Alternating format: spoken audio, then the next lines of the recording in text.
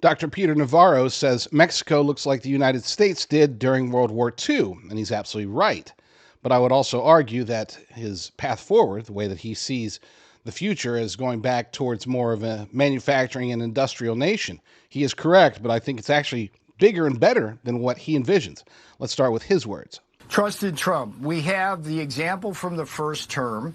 We know that we imposed historically high tariffs on China. We imposed aluminum and steel tariffs.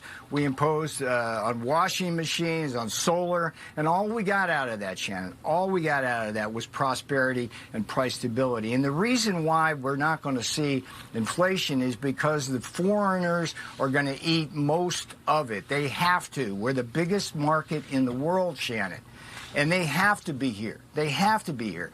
And so they're going to cut their prices to absorb that. But the bigger picture here is restoring the American manufacturing base. We don't have that. We're an assembly thing. You remember, look, something called the arsenal democracy back in World War II. That was how we beat the Japanese and the Germans with our military might. When Patton went to Berlin, it was with trucks, jeeps, and tanks that were made in the auto plants of the Midwest. And right now, the only thing that looks like the Midwest back then is Mexico.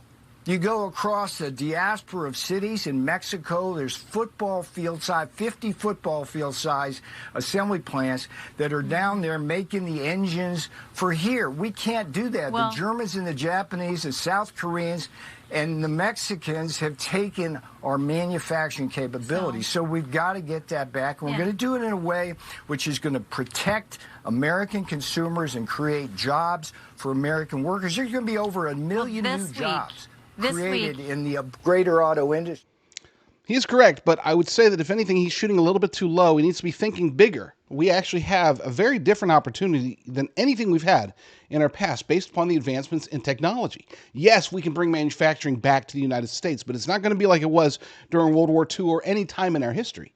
We have the ability right now to truly reimagine what manufacturing looks like here in the United States of America. That means taking advantage of not only advanced technologies in the manufacturing itself, as well as, of course, the distribution, but also in what we're manufacturing. We can manufacture some amazing things, far greater than what we can get from China or Taiwan or South Korea or Mexico or anywhere else. We can build right now, today, in ways where other nations that have been industrial for so long, they're kind of stuck. They have to sort of make advancements, incrementally, upgrade this, improve that, train more workers to do the new stuff. We can just start from the very top level.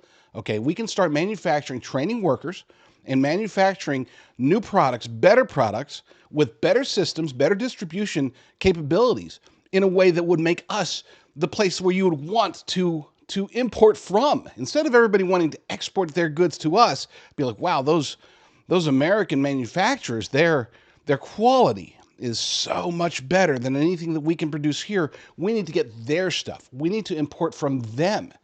And it's not a pipe dream. Okay, this is reality. If we're building today with the idea that we're taking advantage of modern technology and modern processes, we're not hampered by what other nations would have to do in order to get to the same place.